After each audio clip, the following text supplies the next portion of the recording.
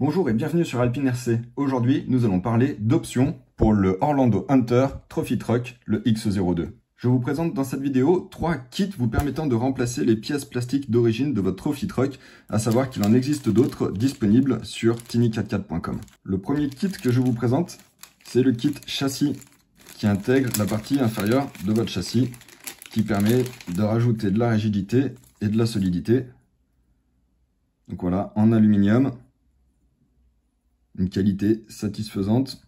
C'est quand même bien plus lourd que la partie plastique, ce qui fait qu'on va gagner un petit peu en stabilité au comportement. Le kit inclut la partie de châssis, les deux bras arrière de suspension, qui sont très bien usinés. Là, pour le coup, c'est très fin, c'est très propre. Voilà, les petites rotules sont intégrées. Et on a également dans le kit les visseries nécessaires pour le montage, ainsi que les deux end caps. Le deuxième kit, c'est le kit axe, donc qui comprend l'axe arrière complet en deux parties. Voilà, tout en aluminium, usiné. Là, on est sur des pièces qui sont super bien finies, super belles. Les roulements sont intégrés déjà. Donc voilà, dans le kit, vous avez également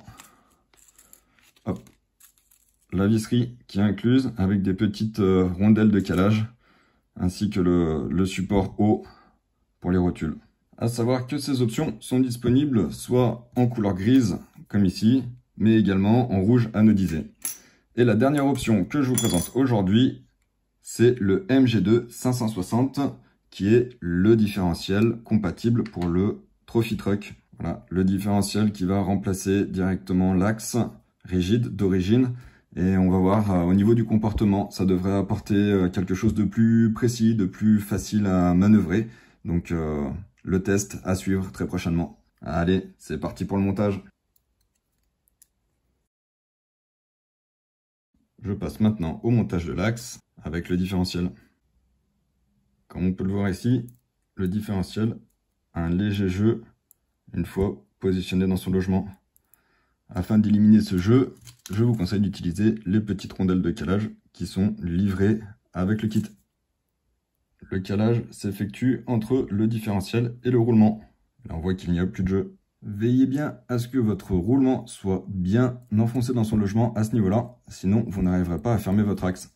Une ou deux rondelles à droite ou à gauche, tout dépend de votre montage. Dans tous les cas, je vous recommande vivement de bien vous assurer que tout tourne de façon fluide une fois refermé, sinon vous allez avoir une usure prématurée de vos pignons.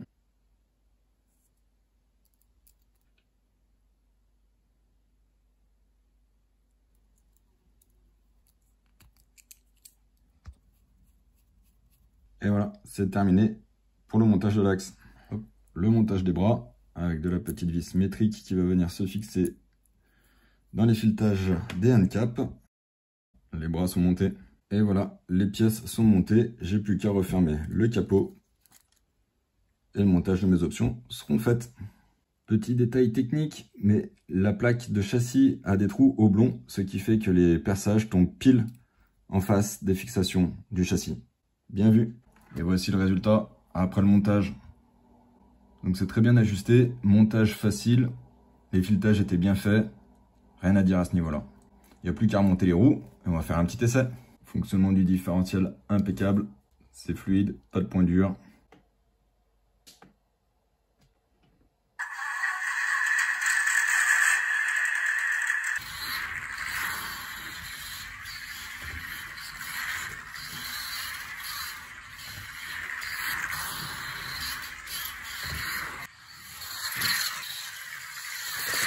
Mes impressions après essai, c'est que on gagne beaucoup en stabilité, surtout grâce à la plaque de châssis.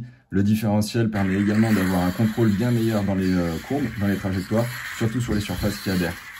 Et le look est vraiment super joli. Allez, ce sera tout pour aujourd'hui. Je vous dis à très bientôt dans une nouvelle vidéo sur Alpine RC.